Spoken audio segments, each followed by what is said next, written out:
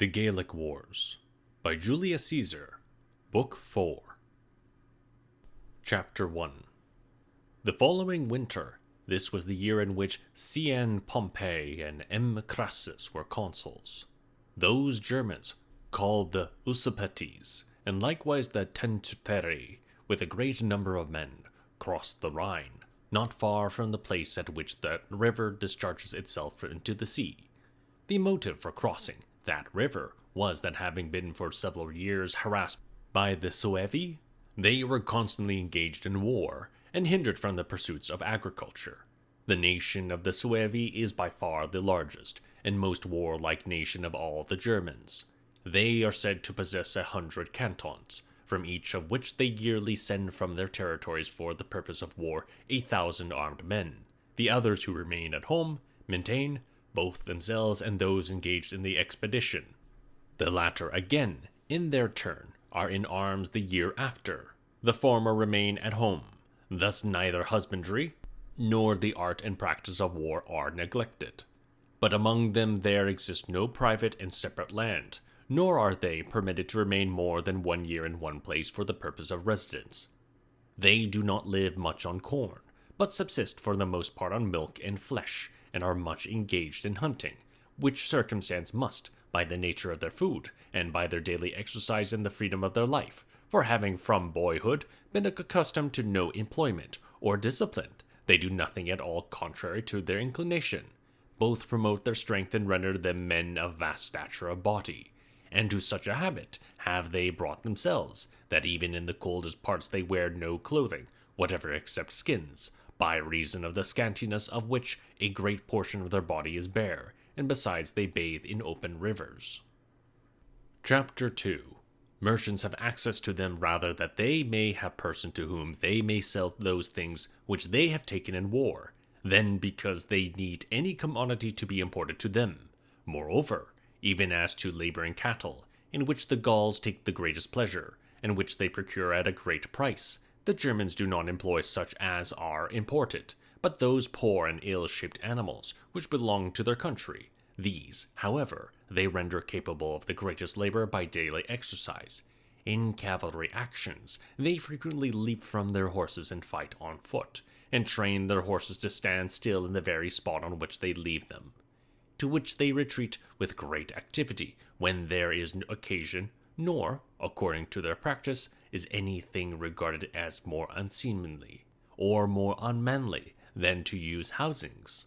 Accordingly, they have the courage, though they do be themselves but few, to advance against any number whatever of horse mounted with housings. They on no account permit wine to be imported to them, because they consider that men degenerate in their powers of enduring fatigue, and are rendered effeminate by that commodity.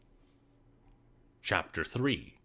They esteem it their greatest praise as a nation that the lands about their territories lie unoccupied to a very great extent, inasmuch as they think that by this circumstance is indicated that a great number of nations cannot withstand their power, and thus on one side of the Suebi, the lands are said to lie desolate for about 600 miles. On the other side, they border on the Ubi, whose state was large and flourishing, considering the condition of the Germans, and who are somewhat more refined than those of the same race and the rest of the Germans, and that because they border on the Rhine, and are much resorted to by merchants, and are accustomed to the manners of the Gauls, by reason of their proximity to them, though the Suebi, after making the attempt frequently and in several wars, could not expel this nation from their territories, on account of the extent and population of their state. Yet they made them tributaries, and rendered them less distinguished and powerful than they had ever been. Chapter 4. In the same condition were the Usipetes and the Tentuteri, whom we have mentioned above, who, for many years, resisted the power of the Suebi, but being at last driven from their possessions, and having wandered through many parts of Germany, came to the Rhine, to districts which the Menapi inhabited, and where they had lands, houses, and villages on either side of the river. The latter people, alarmed by the arrival of so great a multitude, removed from those houses which they had on the other side of the river, and having placed guards on this side the Rhine, proceeded to hinder the Germans from crossing. They, finding themselves after they had tried all means, unable either to force a passage on account of their deficiency in shipping or cross by stealth on account of the guards of the Menapii, pretended to return to their own settlements and districts, and, after having proceeded 3 days' march, returned, and their cavalry having performed the whole of this journey in 1 night, cut off the Menapii, who were ignorant of, and did not expect, their approach, and who, having moreover been informed of the departure of the Germans by their scouts, had, without apprehension, returned to their villages beyond the Rhine. Having slain these, and seized their ships, they crossed the river before that part of the Menapii, who were at peace in their settlements over the Rhine, were apprised of their intention, and seizing all their houses, maintained themselves upon their provisions during the rest of the winter. Chapter 5. Kaiser, when informed of these matters, fearing the fickle disposition of the Gauls, who were easily prompted to take up resolutions, and much addicted to change, considered that nothing was to be entrusted to them, for it is the custom of that people to compel travelers to stop, even against their inclination, and inquire what they may have heard, or may know, respecting any matter. And in towns the common peoples throng around merchants and force them to state from what countries they come, and what affairs they know of there. They often engage in resolutions concerning the most important matters, induced by these reports and stories alone, of which they must necessarily instantly repent, since they yield to mere unauthorized reports, and since most people give to their questions answers framed agreeably to their wishes. Chapter 6. Kaiser, being aware of their custom, in order that he might not encounter a more formidable war, sets forward to the army earlier in the year than he was accustomed to do. When he had arrived there, he discovered that those things, which he had suspected would occur, had taken place, that embassies had been sent to the Germans by some of the states, and that they had been entreated to leave the Rhine, and had been promised that all things which they desired should be provided by the Gauls. Allured by this hope, the Germans were then making excursions to greater distances, and had advanced to the territories of the Eburones and the Condrusi, who were under the protection of the Treveri. After summoning the chiefs of Gaul, Kaiser thought proper to pretend ignorance of the things which he had discovered, and having conciliated and confirmed their minds, and ordered some cavalry to be raised, resolved to make war against the Germans. Chapter 7. Having provided corn and selected his cavalry, he began to direct his march toward those parts in which he heard the Germans were. When he was distant from them only a few days' march, ambassadors came to him from their state, whose speech was as follows: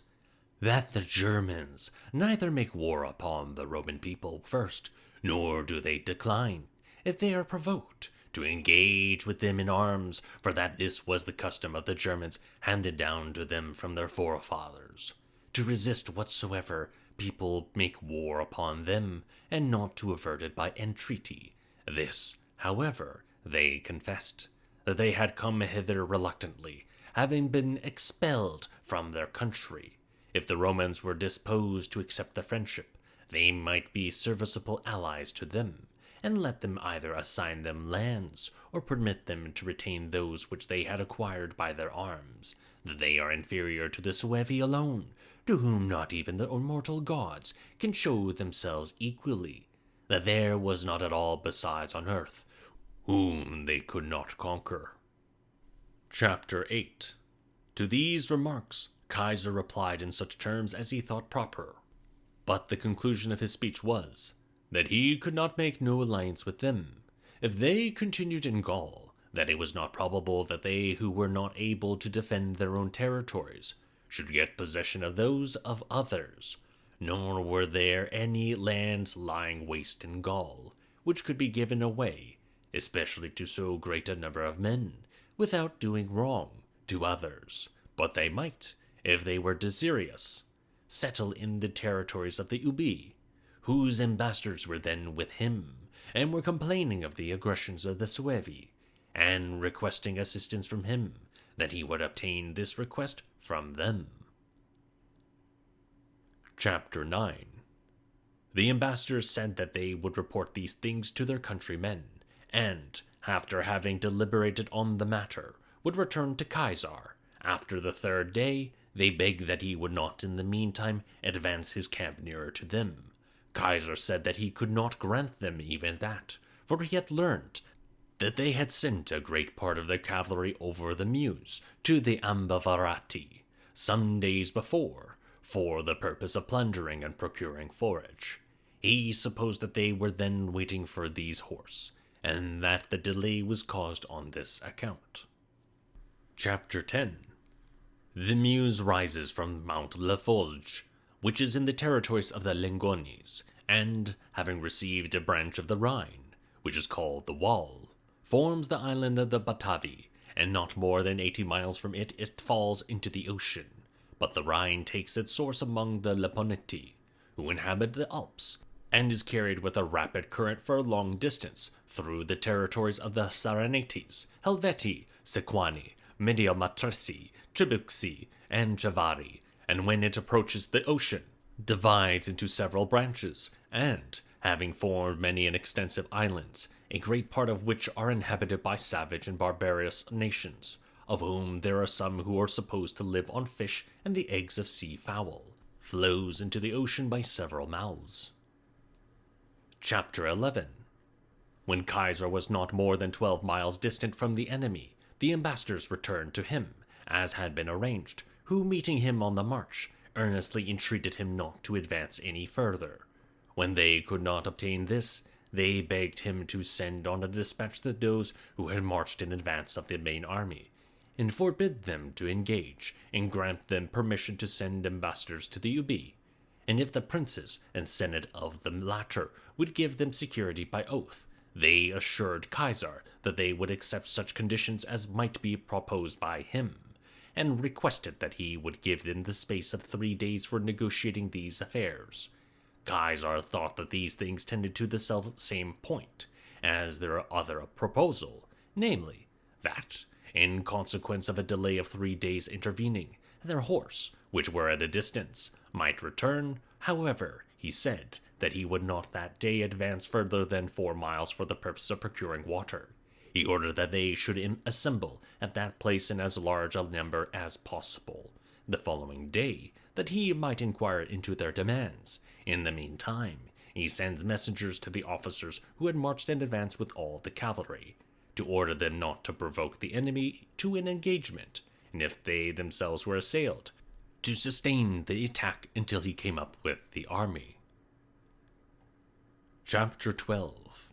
But the enemy, as soon as they saw our horse, the number of which was 5,000, whereas they themselves had not more than 800 horse, because those which had gone over the Meuse for the purpose of foraging had not returned, while our men had no apprehensions, because their ambassadors had gone away from Kaiser a little before, and that day had been requested by them as a period of truce, made an onset on our men, and soon threw them into disorder. When our men, in their turn, made a stand, they, according to their practice,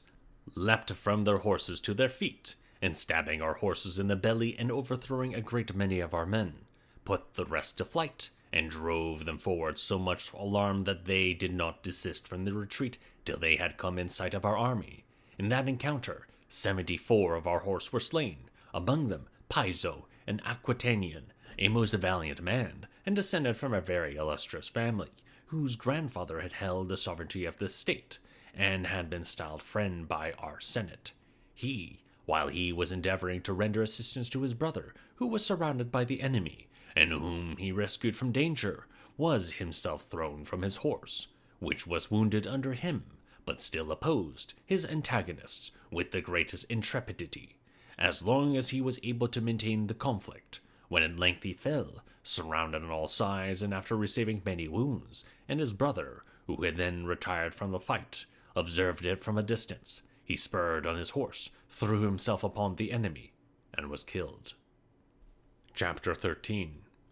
After this engagement, Kaiser considered that neither ought ambassadors to be received to audience, nor conditions be accepted by him from those who, after having sued for peace by way of stratagem and treachery, had made war without provocation, and to wait until the enemy's forces were augmented and their cavalry had returned, he concluded, would be the greatest madness. And knowing the fickleness of the Gauls, he felt how much influence the enemy had already acquired among them by this one skirmish. He, therefore, deemed that no time for concerting measures ought to be afforded them. After having resolved on those things and communicated his plans to his lieutenants and quaestor in order that he might not suffer any opportunity for engaging to escape him, a very seasonable event occurred, namely, that on the morning of the next day, a large body of Germans, consisting of their princes and old men, came to the camp to him to practice the same treachery and dissimulation. But, as they asserted, for the purpose of acquitting themselves for having engaged in a skirmish the day before, contrary to what had been agreed, and to what, indeed, they themselves had requested, and also, if they could by any means obtain a truce by deceiving him, Caesar, rejoicing that they had fallen into his power, ordered them to be detained. He then drew all his forces out of the camp, and commanded the cavalry, because he thought that they were intimidated by the late skirmish, to follow in the rear. Chapter 14. Having marshaled his army in 3 lines, and in a short time performed a march of 8 miles, he arrived at the camp of the enemy before the Germans could perceive what was going on, who, being suddenly alarmed by all the circumstances, both by the speediness of our arrival and the absence of their own officers, as time was afforded neither for concerting measures nor for seizing their arms, are perplexed as to whether it would be better to lead out their forces against the enemy, or to defend their camp, or seek their safety by flight, their consternation being made apparent by their noise and tumult. Our soldiers, excited by the treachery of the preceding day, rushed into the camp. Such of them as could readily get their arms, for a short time withstood our men, and gave battle among their carts and baggage wagons, but the rest of the people, consisting of boys and women, for they had left their country and crossed the Rhine, with all their families, began to fly in all directions, in pursuit of whom Caesar sent the cavalry. Chapter 15. The Germans, when, upon hearing a noise behind them, they looked and saw that their families were being slain, throwing away their arms and abandoning their standards, fled out of the camp, and when they had arrived at the confluence of the Meuse and the Rhine, the survivors, despairing of further escape, as a great number of their countrymen had been killed, threw themselves into the river, and there perished. Overcome by fear, fatigue, and the violence of the stream, our soldiers, after the alarm of so great a war, for the number of the enemy amounted to 430,000, returned to their camp, all safe to a man, very few being even wounded. Caesar granted those whom he had detained in the camp liberty of departing. They, however, dreading revenge and torture from the Gauls, whose lands they had harassed, said that they desired to remain with him. Caesar granted them permission. Chapter 16.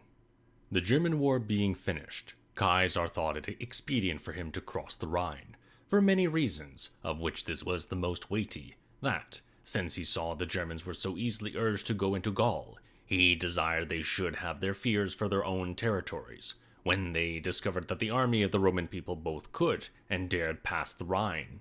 There was added also that portion of the cavalry of the Usipetes and the Tenchtheri, which I have above related to have crossed the Meuse for the purpose of plundering and procuring forage, and was not present at the engagement, had betaken themselves, after the retreat of their countrymen, across the Rhine into the territories of the Segambri, and united themselves to them. When Caesar sent ambassadors to them,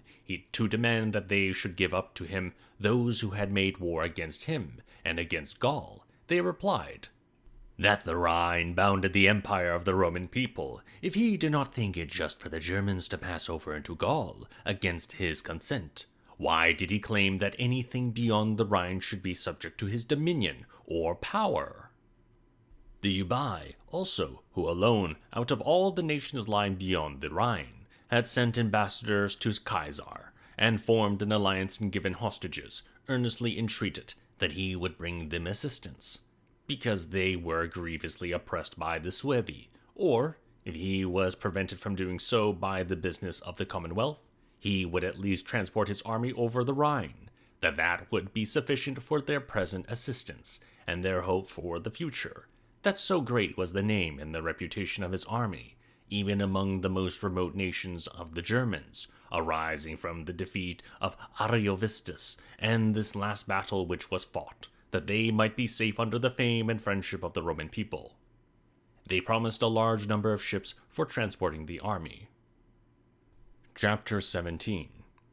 Kaiser, for those reasons which I have mentioned, had resolved to cross the Rhine, but to cross by ships he neither deemed to be sufficiently safe, nor considered consistent with his own dignity or that of the Roman people. Therefore, although the greatest difficulty in forming a bridge was presented to him, on account of the breadth, rapidity, and depth of the river, he nevertheless considered that it ought to be attempted by him, or that his army ought not otherwise to be led over. He devised this plan of a bridge he joined together at the distance of 2 feet, 2 piles, each a foot and a half thick, sharpened a little at the lower end, and proportioned in length to the depth of the river. After he had, by means of engines, sunk these into the river and fixed them at the bottom, and then driven them in with rammers, not quite perpendicularly, dike a stake, but bending forward and sloping, so as to incline in the direction of the current of the river. He also placed 2 other piles opposite to these, at the distance of 40 feet lower down, fastened together in the same manner, but directed against the force and current of the river. Both these, moreover, were kept firmly apart by beams 2 feet thick, the space which the binding of the piles occupied, laid in at their extremities between 2 braces on each side, and in consequence of these being in different directions, and fastened on sides the one opposite to the other, so great was the strength of the work, and such the arrangement of the materials, that in proportion as the greater body of water dashed against the bridge, so much the closer were its parts held fastened together. These beams were bound together by timber laid over them, in the direction of the length of the bridge, and were, then, covered over with laths and hurdles, and in addition to this, piles were driven into the water obliquely, at the lower side of the bridge, and these, serving as buttresses, and being connected with every portion of the work, sustained the force of the stream, and there were others also above the bridge, at a moderate distance, that if trunks of trees or vessels were floated down the river by the barbarians for the purpose of destroying the work, the violence of such things might be diminished by these defenses, and might not injure the bridge. Chapter 18. Within 10 days after the timber began to be collected, the whole work was completed, and the whole army led over. Kaiser, leaving a strong guard at each end of the bridge, hastens into the territories of the Segambri, and in the meantime, ambassadors from several nations come to him, whom, on their suing for peace and alliance, he answers in a courteous manner, and orders hostages to be brought to him. But the Segambri, at the very time the bridge was begun to be built, made preparations for a flight, by the advice of such of the Tenchtreri and Usipites as they had among them, and quitted their territories, and conveyed away all their possessions, and concealed themselves in deserts and woods. Chapter 19. Kaiser, having remained in their territories a few days, and burned all their villages and houses, and cut down their corn, proceeded into the territories of the Suebi, and having promised them his assistance, if they were ever harassed by the Suevi, he learned from them these particulars, that the Suevi, after they had by means of their scouts found that the bridge was being built, had called a council, according to their custom, and sent orders to all parts of their state to remove the towns and convey their children, wives, and all their possessions into the woods, and that all who could bear arms should assemble in one place, that the place thus chosen was nearly the center of those regions which the Suevi possessed, that in the spot they had resolved to await the arrival of the Romans, and give them battle there. When Kaiser discovered this, having already accomplished all these things on account of which he had resolved to lead his army over, namely, to strike fear into the Germans, take vengeance on the Segambri, and free the Suebi from the invasion of the Suevi, having spent altogether 18 days beyond the Rhine, and thinking he had advanced far enough to serve both honor and interest, he returned into Gaul and cut down the bridge. Chapter 20. During the short part of summer which remained, Kaiser, although in these countries, as all Gaul lies toward the north,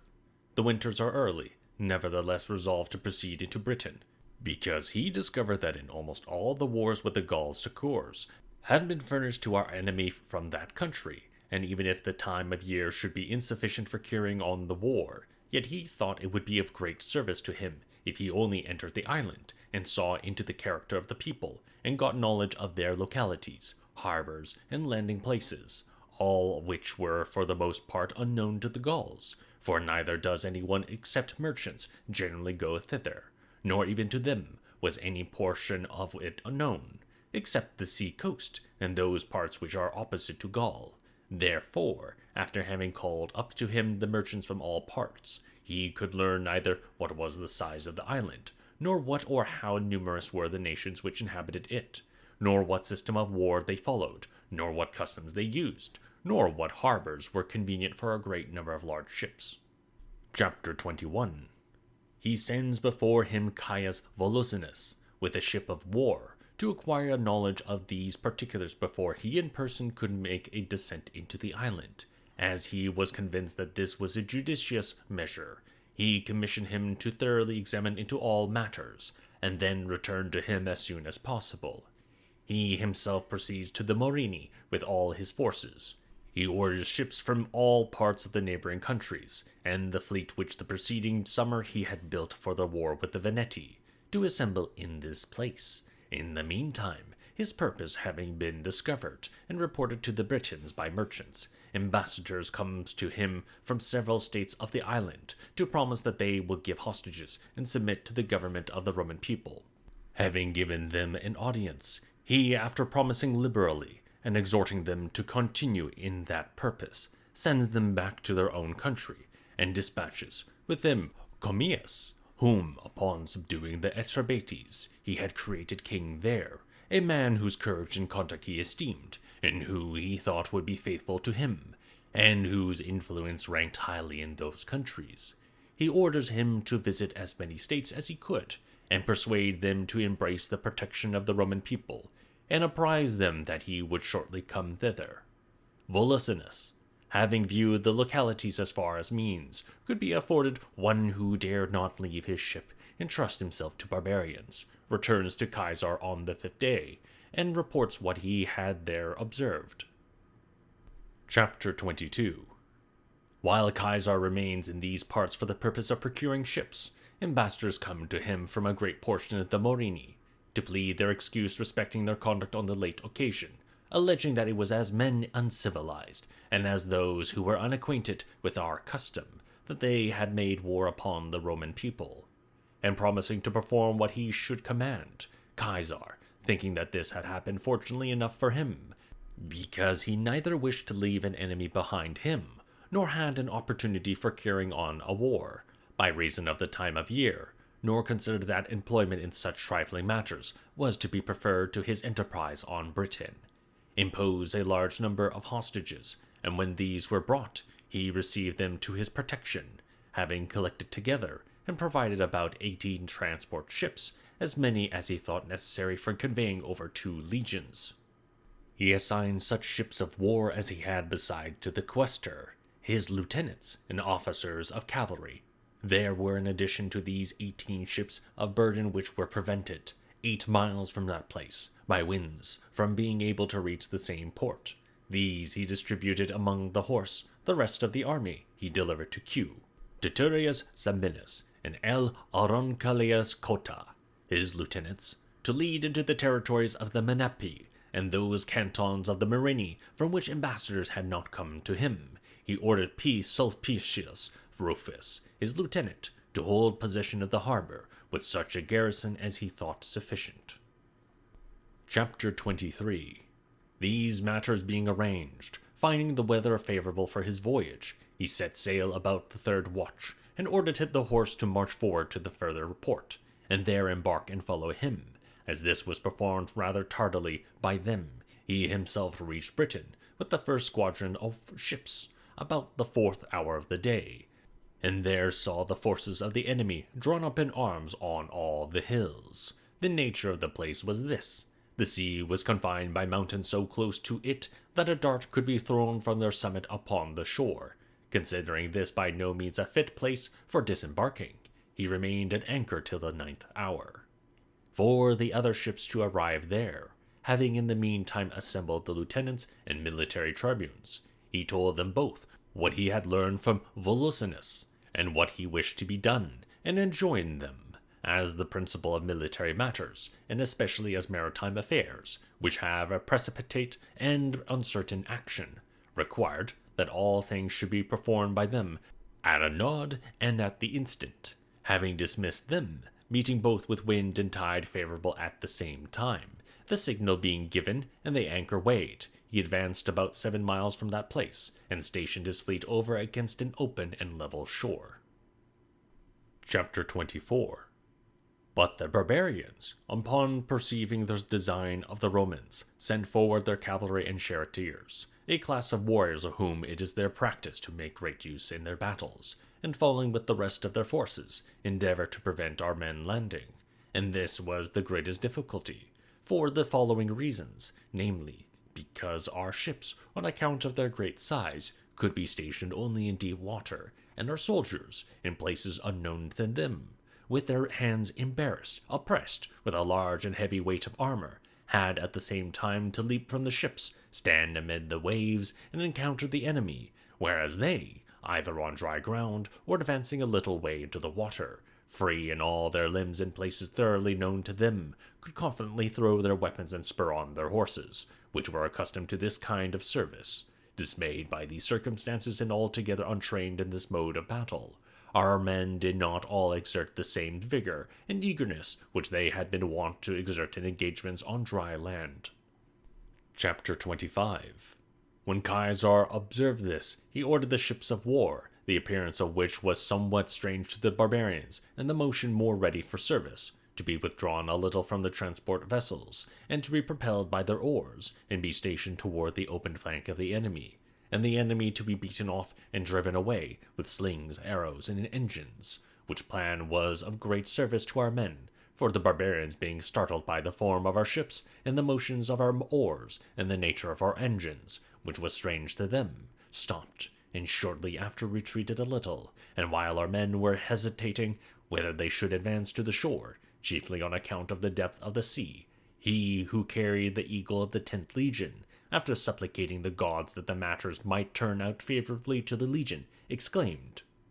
"Leave, fellow soldiers, unless you wish to betray your eagle to the enemy. I, for my part, will perform my duty to the Commonwealth and my general."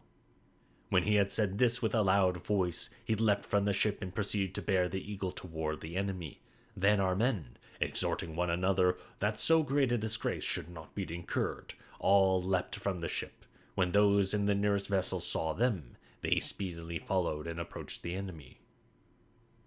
Chapter 26. The battle was maintained vigorously on both sides. Our men, however, as they could neither keep their ranks, nor get firm footing, nor follow their standards, and as one from one ship and another from another assembled around whatever standards they met, were thrown into great confusion. But the enemy, who were acquainted with all the shallows, when from the shore they saw any coming from a ship, one by one, spurred on their horses, and attacked them while embarrassed. Many surrounded a few, others threw their weapons upon or collected forces on their exposed flank. When Caesar observed this, he ordered the boats of the ships of war and the spy sloops to be filled with soldiers, and sent them up to the succor of those whom he had observed in distress. Our men, as soon as they made good their footing on dry ground, and all their comrades had joined them, made an attack upon the enemy, and put them to flight, but could not pursue them very far, because the horse had not been able to maintain their course at sea, and reach the island. This alone was wanting to Caesar's accustomed success. Chapter 27. The enemy being thus vanquished in battle, as soon as they recovered after their flight, instantly sent ambassadors to Caesar to negotiate about peace. They promised to give hostages and perform what he should command. Together with these ambassadors came Commius the Altrabatan, who, as I have above said, had been sent by Kaiser into Britain. Him they had seized upon when leaving his ship, although in the character of ambassador he bore the general's commission to them, and thrown into chains. Then, after the battle was fought, they sent him back, and in suing for peace cast the blame of that act upon the common people, and entreated that it might be pardoned on account of their indiscretion. Kaiser, complaining that after they had sued for peace, and had voluntarily sent ambassadors into the continent for that purpose, they had made war without a reason, said that he would pardon their indiscretion, and imposed hostages, a part of whom they gave immediately. The rest they said they would give in a few days, since they were sent for from remote places. In the meantime, they ordered their people to return to the country parts, and the chiefs assembled from all quarter, and proceeded to surrender themselves and their states to Kaiser. Chapter 28. A peace being established by these preceding 4 days after we had come into Britain, the 18 ships, to which reference has been made above, and which conveyed the cavalry, set sail from the upper port with a gentle gale, when, however, they were approaching Britain, and were seen from the camp. So great a storm suddenly arose that none of them could maintain their course at sea, and some were taken back to the same port from which they had started. Others, to their great danger, were driven to the lower part of the island, nearer to the west, which, however, after having cast anchor, as they were getting filled with water, put out to sea through necessity in a stormy night, and made for the continent. Chapter 29. It happened that night to be full moon, which usually occasions very high tides in that ocean, and that circumstance was unknown to our men. Thus, at the same time, the tide began to fill the ships of war which Kaiser had provided to convey over his army, and which he had drawn up on the strand, and the storm began to dash the ships of burden which were riding at anchor against each other, nor was any means afforded our men of either managing them or of rendering any service, a great many ships having been wrecked, and as much as the rest, having lost their cables, anchors, and other tackling, were unfit for sailing. A great confusion, as would necessarily happen, arose throughout the army, for there were no other ships in which they could be conveyed back, and all things which are of service in repairing vessels were wanting, and corn for the winter had not been provided in those places, because it was understood by all that they would certainly winter in Gaul. Chapter 30. On discovering these things, the chiefs of Britain, who had come up after the battle, was fought to perform those conditions which Kaiser had imposed, held a conference, when they perceived that cavalry and ships and corn were wanting to the Romans, and discovered the small number of our soldiers from the small extent of the camp, which, too, was on this account more limited than ordinary, because Kaiser had conveyed over his legions without baggage, and thought that the best plan was to renew the war, and cut off our men from corn and provisions, and protract the affair till winter, because they felt confident that, if they were vanquished or cut off from a return, no one would afterward pass over into Britain for the purpose of making war. Therefore, again entering into a conspiracy, they began to depart from the camp by degrees, and secretly bring up their people from the country parts. Chapter 31. But Kaiser, although he had not as yet discovered their measures, yet both from what had occurred to his ships, and from the circumstance that they had neglected to give the promised hostages, suspected that the thing would come to pass which really did happen. He therefore provided remedies against all contingencies, for he daily conveyed corn from the country parts into the camp, used the timber and brass of such ships as were most seriously damaged for repairing the rest, and ordered whatever things besides were necessary for this object to be brought to him from the continent. And thus, since that business was executed by the soldiers with the greatest energy, he effected that, after the loss of 12 ships, a voyage could be made well enough in the rest. Chapter 32. While these things are being transacted, one legion had been sent to forage, according to custom, and no suspicion of war had arisen as yet, and some of the people remained in the country parts, others went backward and forward to the camp. They who were on duty at the gates of the camp reported to Kaiser that a greater dust than was usual was seen in that direction in which the legion had marched. Kaiser, suspecting that which was really the case, that some new enterprise was undertaken by the barbarians, ordered the 2 cohorts which were on duty to march into that quarter with him, and 2 other cohorts to relieve them on duty, the rest to be armed and follow him immediately. When he had advanced some little way from the camp, he saw that his men were overpowered by the enemy, and scarcely able to stand their ground, and that, the legion being crowded together, weapons were being cast on them from all sides, for as all the corn was reaped in every part, with the exception of one, the enemy, suspecting that our men would repair to that, had concealed themselves in the woods during the night. Then attacking them suddenly, scattered as they were, and when they had laid aside their arms, and were engaged in reaping, they killed a small number, threw the rest into confusion, and surrounded them with their cavalry and chariots. Chapter 33. Their mode of fighting with their chariots is this: firstly, they drive about in all directions and throw their weapons, and generally break the ranks of the enemy, with the very dread of their horses and the noise of their wheels, and when they have worked themselves in between the troops of horses, leap from their chariots and engage on foot. The charioteers, in the meantime, withdraw some little distance from the battle, and so place themselves with the chariots that, if their masters are overpowered by the number of the enemy, they may have a ready retreat to their own troops. Thus they display in battle the speed of horse, together with the firmness of infantry, and by daily practice and exercise attain to such expertness that they are accustomed, even on a declining and steep place, to check their horses at full speed, and manage and turn them in an instant, and run along the pole, and stand on the yoke, and thence betake themselves with the greatest celerity to their chariots again.